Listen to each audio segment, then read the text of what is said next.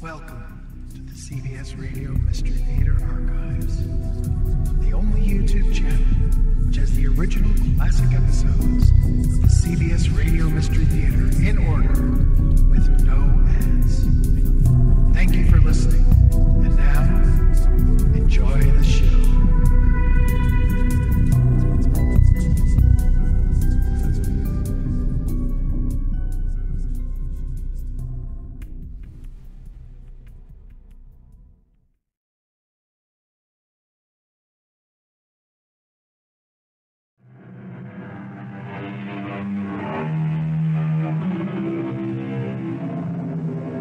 Come in.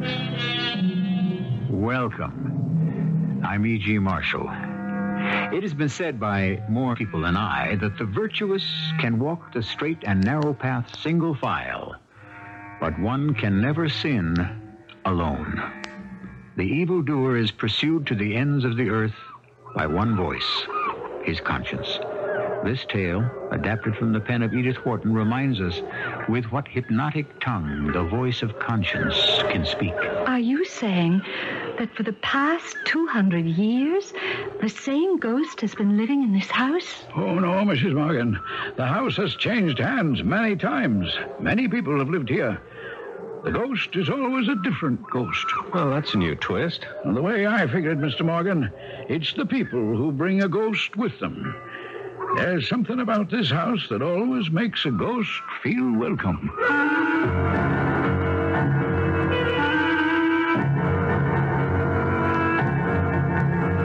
Our mystery drama, The Man in the Black Cap, was adapted from an Edith Wharton classic, especially for the Mystery Theater by James Agate, Jr., and stars Paul Hecht. I'll be back shortly with Act One. Richard III, a king and a murderer, as Shakespeare has drawn him, wrestles one night with his guilt. My conscience, he says, hath 1,000 several tongues, and every tongue brings in several tales, and every tale condemns me as a villain. Our story of the power of conscience takes place today, yet the crime it discloses is as old as the first sin in the Garden of Eden. I remember so well the day John and I went to look for a house. It was the first day of the fall. The New England trees marching up the road with their red gold banners of leaves, leading us right up the Maine coast to Eastport Harbor, a delicious little town with its bright white church and velvety village green. We sat in a tiny room of the only real estate agent in town. Well, Mr. and Mrs. Morgan, there ain't so many houses in your price range as there used to be. Folks are getting mighty smart about values these days. And for your top figure, I'm not so sure. Mr. Higgins, suppose we up the ante to $60,000. 60? Oh, John, do you think we should? Would that give us a greater selection? Oh, I don't know that it would. You see, folks around here, they ain't so much wanting to sell. Oh, but, Mr. Higgins, doesn't anyone die in this town? Out in Colorado, where we come from, the young people, they don't want to hang on to all the old homesteads when their parents pass on. They're looking for a new life. They can't sell fast enough and move to the city. Yeah, around here, Mrs. Morgan, people don't die off so fast. And when they do, the young folks like to stay where they was born. Bring up their children here. You mean there's nothing for sale in Eastport Harbor? Nothing at all? Where are you folks staying? We thought we'd try the inn. That's a nice place. Good food. Tell you what, seeing as how you're both so determined, give me a day. I'll call you Wednesday morning at the inn and see what I can come up with.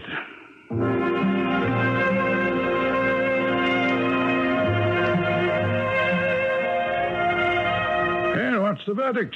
How do you like the house? Well, I don't know, really. I have to think it over. Now, I don't want to pressure you, but I got some folks coming up from Augusta tomorrow morning, and they're particularly interested in an honest-to-goodness Victorian house. But you don't want to pressure us. In my line of business, Mr. Higgins, we wouldn't exactly call that a soft sell. And what would your line be, Mr. Morgan? I'm in the mining business, but I'm retired now. A young fellow like you, retired already? John sold his mine. It was his idea to come east to live. Oh, John, it's a darling house. It's the kind I've always wanted. I think we've been through every room. Oh, and that fantastic little square deck on the roof. You can see for miles around. Whoever thought to put it up there? Well, most of these old houses by the ocean have them. They're called a captain's walk, ma'am.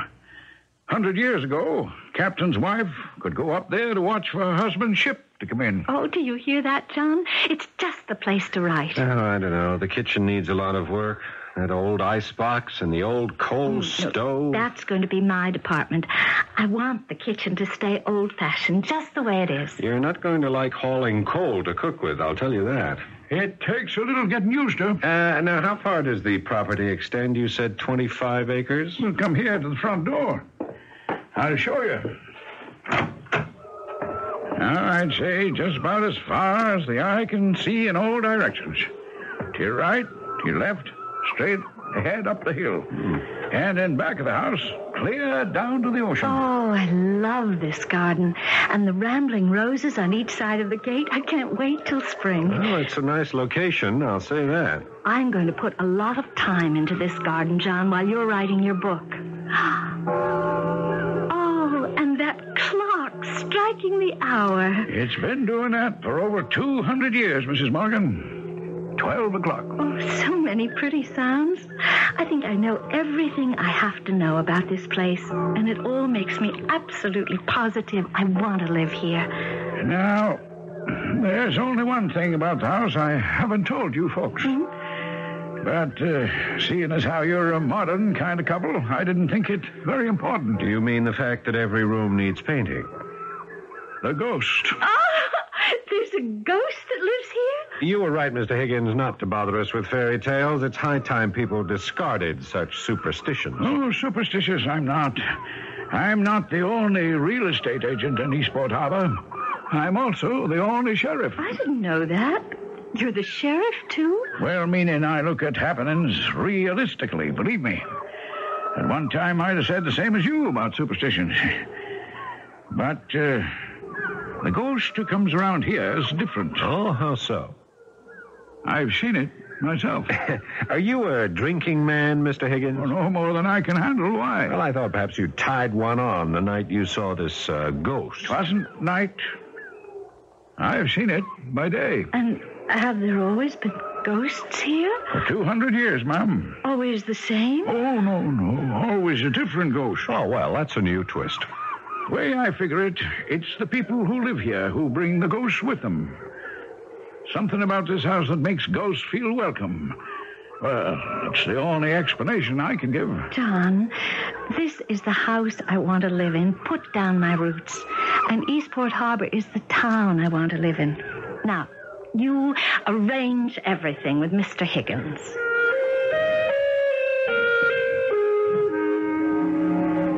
Those 2 months, until the cold weather set in, were the happiest of my life. I didn't miss Colorado one bit. I felt as though I belonged on this coast of Maine. John started his book on mining, but I knew he wasn't as much at home here as I was. He was restless. Sometimes he'd go a whole day without saying a word, or he'd take long walks all by himself. On the whole, everything was peaceful enough, though, until that telephone call. Hello? Hello? Mrs. Morgan, Hester? Who is this? This is Hugh Bryant. Mr. Bryant. Are you calling all the way from Colorado City? Yes, I am. Is John there? Hello?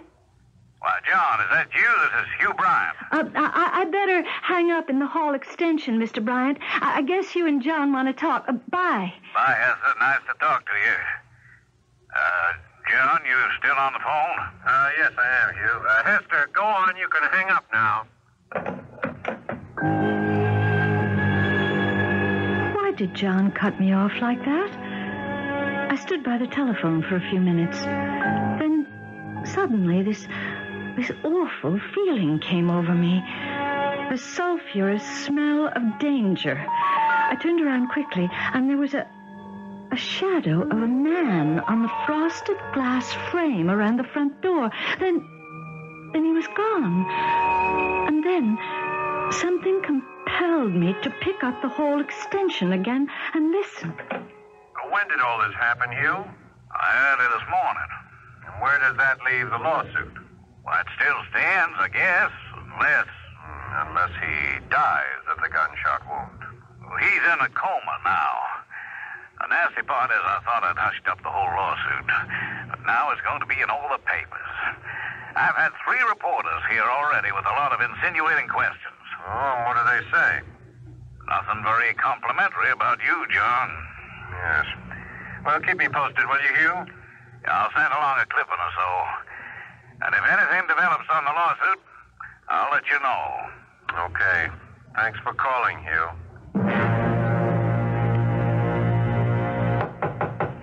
Come in, Hester. You don't usually have the study door closed, John. I disturb easily when I'm writing. I don't know what persuaded me I could write a book about copper mining. You're an engineer and you owned a mine. What else do you need? I suspect I need to know how to write. Just to put down my experiences. Well, it isn't coming out the way I thought it would. Maybe you should do something else, John. Well, that's just the trouble. We have a bank full of money from selling the Lucky Penny mine, but I don't know what I want to do with myself. 40 years old, and like Higgins said, a little young to be retired. What did Hugh Bryant want? Oh, nothing really. Tying up some loose ends from the sale of the mine, that's all. Really? Is that all? Why do you say that? If I say that's all, that is all. John, you never used that tone of voice to me before. What did you come busting in here for anyway? You know I'm working. Questions. Well, if you must know, I came because I was frightened. Oh? There was someone at the door. Well, I didn't hear the bell ring. He just stood there, and suddenly he vanished. It scared me. Oh, come on now. He probably came to the wrong house. He thought better of it and left. I don't know. I'm still a little shook up. John, would you do me a favor? Oh, sure, I will. Oh, Hester, I'm sorry. Forgive me. I'm sorry I barked at you just now. What is it? Would you come upstairs with me to the captain's walk? Now? Now. Oh, sure. But why? I can't explain it. It's a beautiful view, and maybe a little change for you will help get rid of your cobwebs or whatever it is that's keeping you from concentrating.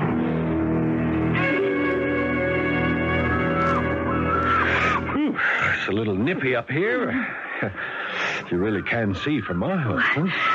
Let's just stay up here until the sun sets, all right? Okay, but it's turning chilly. John, do you know what day it is? Today. It's November the 1st, isn't it? Is it anything else? Saturday. But it is Saturday, isn't it? John, are you really happy in this house? Oh, you're really full of questions today, aren't you? Hey, look down there. You see that big boat cutting across the channel? Mm-hmm. That's an old four-master. Must be a chartered schooner. Look, you can change the subject all you want, John, but I'm going to tell you what I'm thinking. It's this house, John. You're not the same John Morgan I married 10 years ago. Today. Oh, so that's it. Ha-ha, I've forgotten our anniversary. Oh, Hester, I am sorry. We're not as close as we were, John. I know it, and you know it. John, it's not something to push under a rug. What is it that's troubling you? Oh, must be because I'm at a crossroads in my life or something. I'm not sure what I want to do. When I bought the Lucky Penny and ran it, I was sure that would be my life. Then when I sold it, I thought, well, I'll come east and write, get away from the mining business. John, look down there. That man opening our gate and walking up the path. Do you see him? Yes, I see him. John, that's the man who came to the front door. He's got the same kind of peaked cap on. Yeah, I'll be right back. John, where are you going? John, come back. Who is this stranger who has turned up twice at the door? Is he real? An apparition? Surely not the ghost Mr. Higgins warned them about. Let's stop guessing, shall we? I suspect we'll know more when I return shortly with Act 2.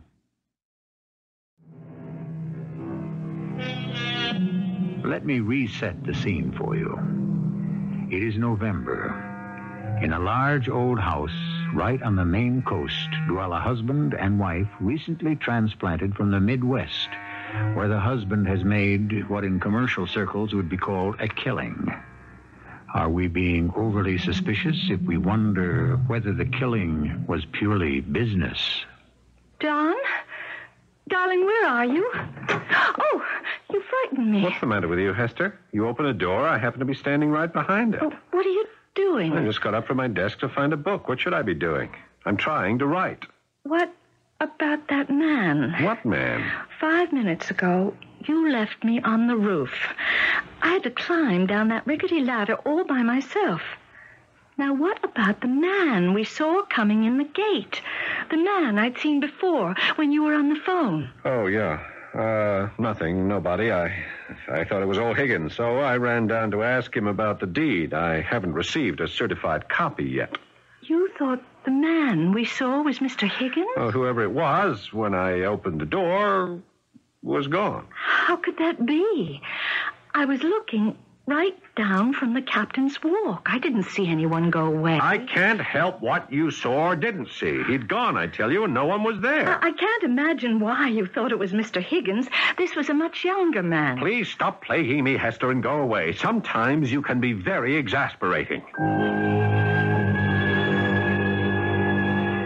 When John's in one of those moods, it's best to leave him alone. And those moods are becoming more and more frequent. His temper's getting shorter and shorter.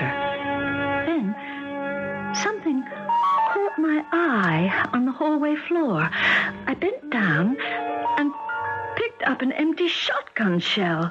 How did it get here? We don't have a gun in the house. Why make such a fuss about an empty shotgun shell? Look, since we've moved in, I've cleaned every inch of this house, and John, there wasn't any shotgun shell that could have escaped me. Here, let me have it.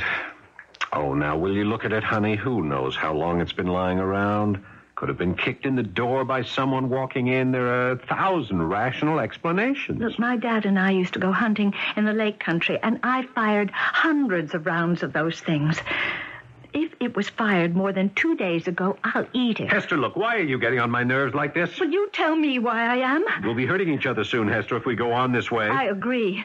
We're not used to being under each other's feet 24 hours a day. In Colorado, you were always at the mine or in town. I had my work, my life. Here, we're too much alone. Well, I hope to heaven that's all it is. So do I. That's why I've invited old Mr. Higgins to stop by this afternoon for tea or a drink. Maybe he'll be the breath of fresh air we need. Some more tea, Mr. Higgins? May I fill your cup? Why, no thanks, Mrs. Morgan. I think I'd better be on my way before the fog drifts further inland.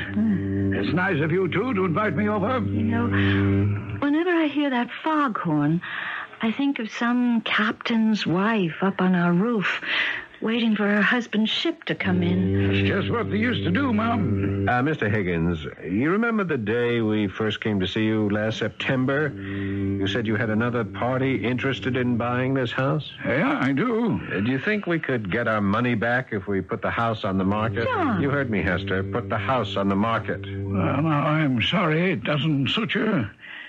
It wouldn't be a little old ghost, would it? Ghost? What ghost? Well, maybe a new one showed up. I thought you said the people who live here attract their own ghosts. If this is a joke, you two, I'm not laughing. Isn't that someone at the front door? Yes, I'll go. And if you're not here when I get back, Mr. Higgins, remember what I said. Ask around. See what kind of money you can get for this place. John. I'll be back when I'm back. Well, now, I'm sorry. I didn't mean to upset Mr. Morgan with that talk about a ghost. I didn't think he'd take it so hard. I don't know what to make of him. Sell the house? He's never said that before. You have many visitors? Well, except for you, we don't know anybody yet in Eastport Harbor. I know what you're thinking. Who was at the door? You're very perceptive. Well, it's the second time today. This morning, the same thing happened. John just got up, walked out of the house, and never said a thing. If you like, ma'am, maybe I could have a talk with him, man to man. Maybe I'd be happy to talk to you, Mr. Higgins. Let's take a walk right now. Huh? You're not going to go out like that, are you? It's very cold. Mr. Higgins, shall we go? Why, sure.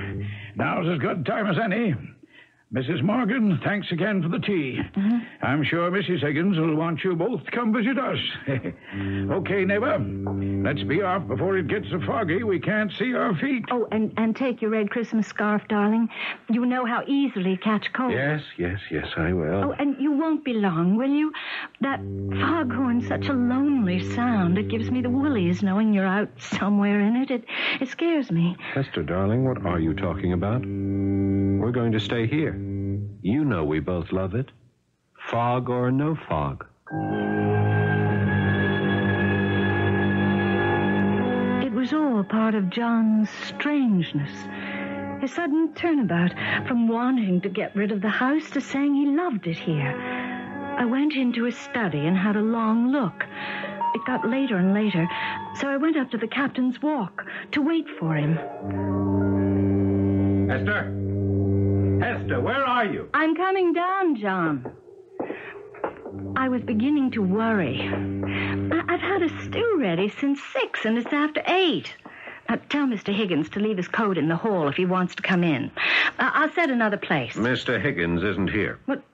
Didn't he come up the road with you? If you don't mind, Hester, I'll skip dinner. I'm not very hungry. Not hungry after a 4-hour walk? What is it? It's nothing. I'm going to my study to work. John, what's the trouble? I've got to know. Would you mind, Hester, very much closing the door to my study on the outside? I have lots to do. Like writing Elliot Harmon's name practically over every page? What were you doing in here? Did something go wrong with the lucky penny we sold Elliot? I want to know. No, nothing. I want to know, too, why you didn't bring Mr. Higgins back with you for dinner, since you and he were out together that long. Higgins left me hours ago. I walked up the hill, and he took the right fork back to town. But I saw you. I was on the captain's walk waiting. A half an hour ago, you were walking this way with him. You're mad. That wasn't me you saw. Probably 2 other people. In this fog, how could you tell? Because one of the men was wearing your red scarf. It was you, John. I know it. You were talking to someone. Now, don't say anything, please. If you're hiding things from me, you probably have a good reason. The battle lines had been drawn. We were no longer 2 people joined by one marriage. He locked himself into his study, and for the next few hours, I was engulfed by a sense of dread. Finally, I went to bed and tried to go to sleep.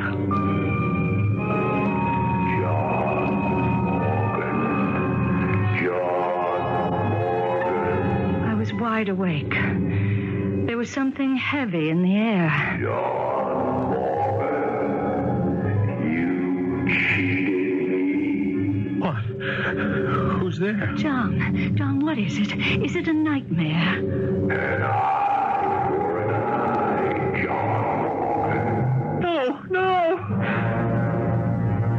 Before I could stop him, John was out of the bed and running out of his room. I switched on the light. John, where are you?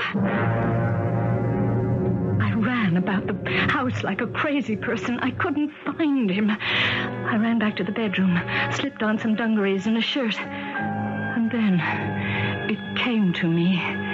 He'd gone up to the captain's walk. I climbed up the rickety ladder, opened the little trap door.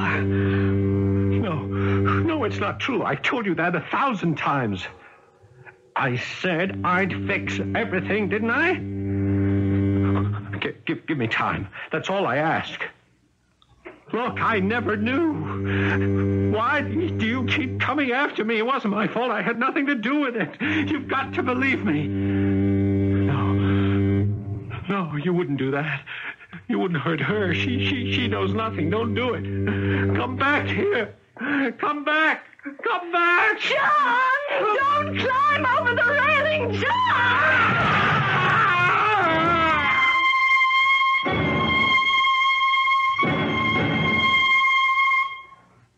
How is your husband this morning?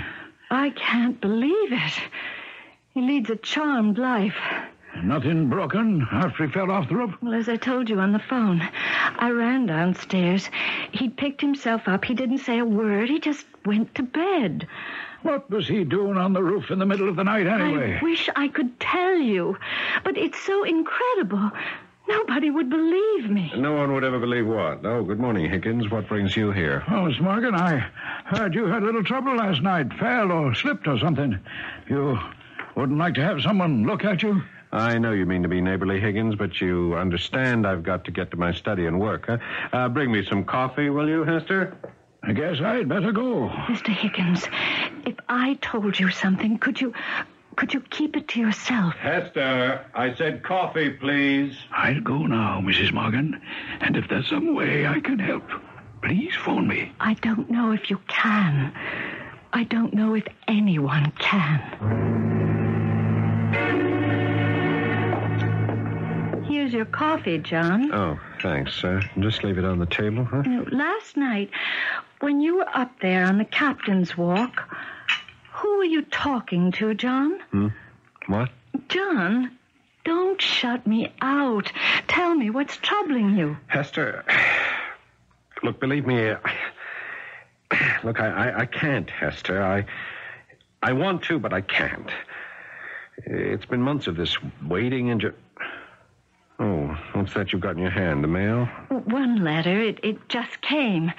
So, you won't tell me. Let me have it, will you? Don't grab it out of my hand. It's addressed to both of us. Thank you for the coffee, Hester. Thank you for the mail. Aren't you going to open it? Later, when I've had my coffee. Oh, it's from Hugh Bryant in Colorado City, and I'd like to know what it says. Now, would you mind? Now, what's that? I'll get to it. Would you give it back? I'm opening this letter right now, and I'm reading it. No, you're not. John, will you get away Will you from come me? here? Oh! I'll hit you much harder the next time you don't do as I say.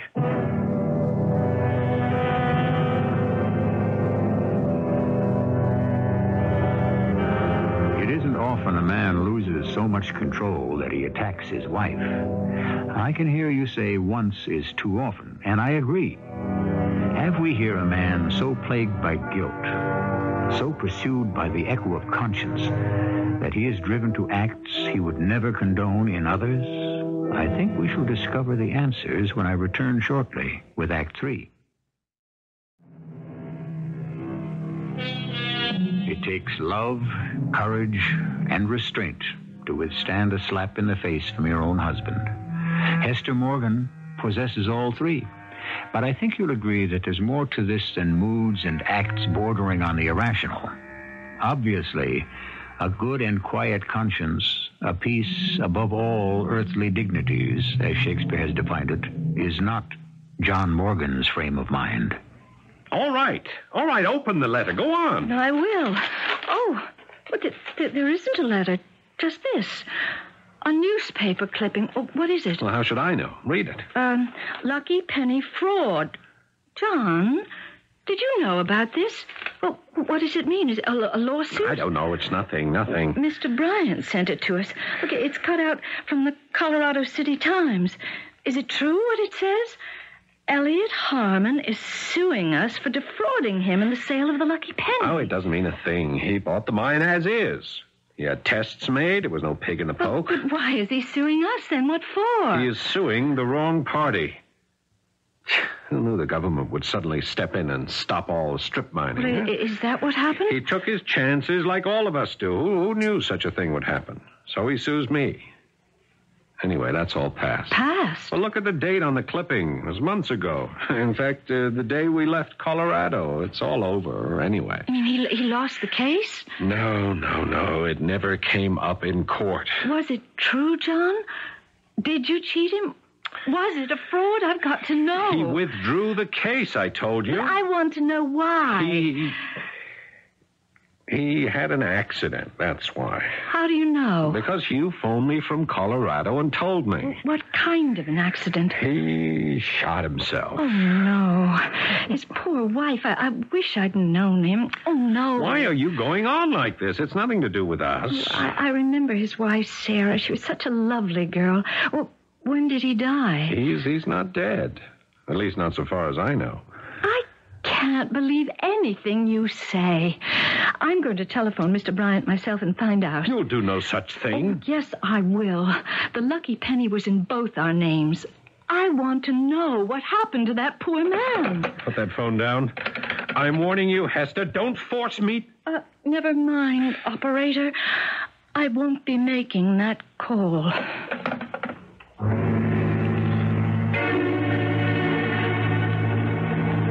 Winter came and went. I wrote some poetry and cried to myself. Spring poked up its crocuses and the trees their buds. John and I remained apart. I never called Hugh Bryant. What was the point in hammering another nail into the coffin of our marriage? And then, one morning, I was on my knees in the garden, putting in some glads and dahlias. It was noon. I beg your pardon. Oh, I didn't see you coming in the gate. I'd like to see Mr. Morgan. My husband? I suppose so. I haven't had the pleasure. I'm Mrs. Morgan. Look, I'm afraid, if you don't mind, you'll have to come back after 4 o'clock. You see, my husband has a strict schedule. He works every day at his book. He won't see anyone until 4. I think he's expecting me. Oh, that could be. He doesn't always tell me everything. Haven't you been to see him before? I get the feeling somehow that... Oh, pay no attention to me. Sometimes I think I know people from somewhere, and it's just my imagination. So, he's expecting you. I'm sure of it. You've come from pretty far, haven't you? Pretty far? No one wears a cap like that. Oh, forgive me, I didn't mean to be rude. May I see Mr. Morgan? Well, I'm sure he won't mind, even though it's just 12. The front door's open. He's right at the back. The last room's his study. I'd show you the way, but I must get these bulbs in now that the weather's turned. Thank you very much, Mrs. Morgan. Those were the last words I ever heard our visitor say. That strange man wearing a black cap which shaded his eyes so much I never saw them. I went round the back to fetch the last of the gladiola bulbs. It was 1 o'clock when I went into the house. John wasn't there.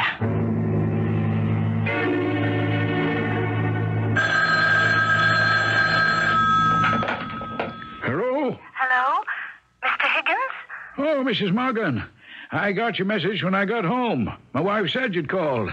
Sorry I didn't get back to you before. We're just finishing dinner. Mr. Higgins, have you seen John? Why, is something the matter? I don't know. He's been gone all day, and I wondered if you'd seen him in town or anything. Well, I wasn't in Eastport Harbor today. Tell you what, if Mr. Morgan doesn't get back by, say 11 or 12 tonight, you call me. May I? And if I don't hear from you, I'll know he's home safe and sound.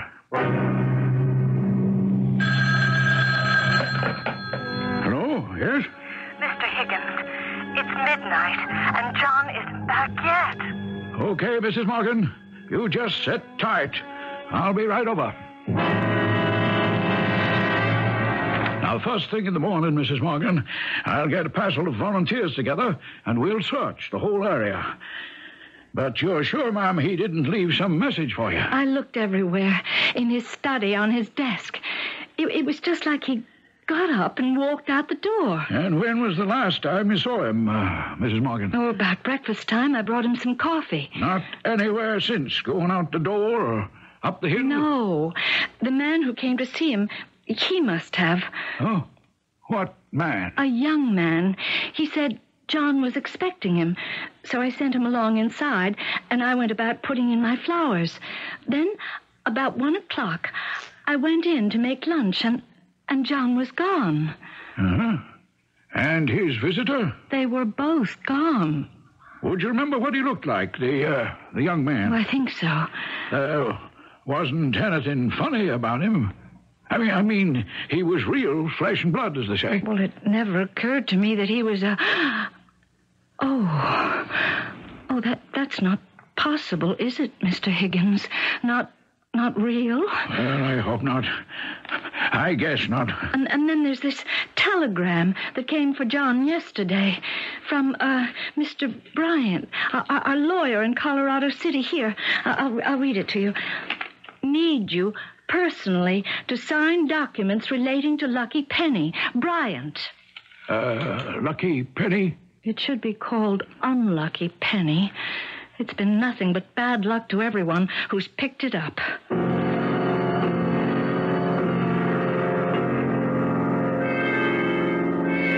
Hello, Mr. Bryant. Why, Hester, I should say welcome back to Colorado City.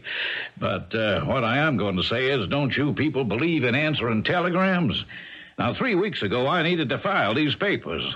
I telephone you, no one's at home, and... Well, anyways, I'm glad to see you. Where's John? Mr. Bryant, I came alone. Oh, no, that's awkward. Is he in town with you? No. Well, it's John I ought to have to sign these papers. I guess you can. Where is he? That's just it. I don't know. He's disappeared. He what? Yes, he's gone. 3 weeks ago. They can't find him. Nobody knows anything. They've gone through the woods with dogs. They had helicopters everywhere. He's gone. Oh, that sure is distressing news. But you mustn't give up hope, Hester. I don't know what to think anymore, but I have to do something. Well, to get to business, I don't know whether you know it, Hester, but after Elliot Harmon bought the Lucky Penny, he brought a lawsuit against John. Oh, yes, John told me. Well, of course, we take the opposite view. Harmon sued on the grounds that John had misrepresented the mine's ability to continue to function. Of course, that was patently nonsense. No one could know the government would suddenly close down all strip mining. Well, at any rate, Elliot Harmon became despondent and shot himself. Oh. The bullet lodged in him. It took months before he finally died. When was that? 3 weeks ago today, as a matter of fact. At what time? Well, that's a funny question, Hester. No, Mr. Bryant, I've got to know. 2 o'clock, our time. Well, what would that be in Maine? Why, noon, 12 noon. I knew it. I felt it all along. Lord in heaven. You knew what, Hester? John isn't missing. He's dead. They killed him. He's been murdered. Don't you see? Elliot Harmon dies within an hour. John disappears. Are you saying that someone actually killed John as a revenge for Elliot Harmon's death? Yes, I am. But how could there be any connection? We're thousands of miles apart. Couldn't someone in Colorado City have telephoned to Eastport Harbor to go out and get John? Oh, that's awfully far-fetched. We sold the Lucky Penny for a good price, right? Now, if Elliot and Sarah Harmon felt they were cheated, so did all those other people who put up their money. At 12 o'clock, see, I remember hearing our church bell ringing the time. At 12, a young man came to our gate and asked to see John. I sent him inside. I never saw him or my husband again. Well, now, this young man, could you describe him? You remember him? I told the police everything I knew. The only distinguishing thing about him was he wore a black cap. Did you see a black cap? Yes. I never saw his eyes. They were like deep hollows, all shaded by that cap. Well, that's hard to believe. What is? Excuse me. Hello? Oh, hello, Chief Foster. I was going to call you. Yes, I have Mrs. Morgan with me. Hester Morgan, you remember her? She came up from the east on business. It seems there's quite a mystery about John Morgan. He disappeared 3 weeks ago. What? Oh, you don't mean it. Oh, that's a terrible thing. Yes, certainly I'll ask her, and if she agrees, we'll be right along. Thanks, Chief. It seems that John isn't the only one who disappeared. Hmm? Sarah Harmon visited her cemetery yesterday, first time in weeks. Her husband's grave had been dug up. His body is gone. Oh, no. They think they have a clue over at the Lucky Penny, and I told the chief you were here. I have to go, but if you want to, you can come along, Hester. It'll seem strange to go there now, but why not?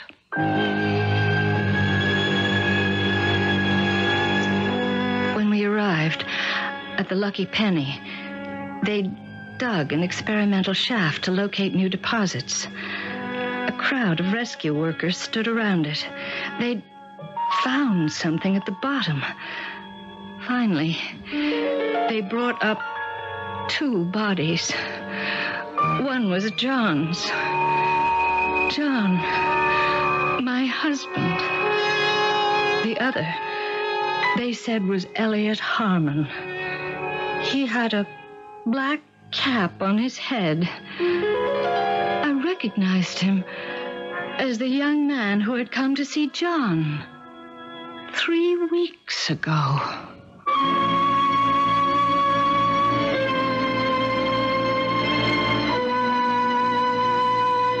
Is it beyond our comprehension to grasp what we have just enacted? That a man on the edge of death could haunt the one responsible until death itself does arrive and claims them both?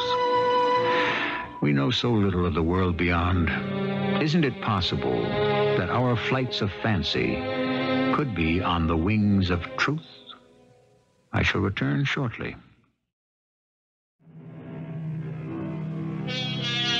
Consider the phrase, mind over matter. Is it a rule to live by? Can it remove one man from his writing table and another from his grave? Mind over matter. We find the precept, but not the proof. In Shakespeare, the good book, the Koran, and spoken by hundreds of poets, so it could very well be a fact. And may I add that if our mystery drama has told us anything today, it is also that reward and revenge are not that far apart. Our cast included Paul Hecht, Carol Teitel, and Ian Martin. The entire production was under the direction of Hyman Brown. I hope you enjoyed this episode of CBS Radio Mystery Theater. If you've enjoyed this and want to hear more, please subscribe to this channel.